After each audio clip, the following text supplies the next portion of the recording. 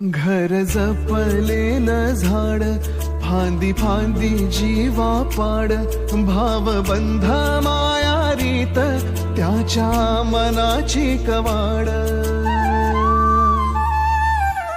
लेक माहेराचं सोनं, लेक सौख्याचं औक्षण, लेक बासरीची धून, लेक अंगणी पैंजण, लेक चैतन्याचे रूप, लेक अल्लड चांदण, लेक रंगांचं शिंपण, लेक गंध हवामान, लेक परक्याचे धन, बाबा तुटतो आतून आला गोठलेला क्षण.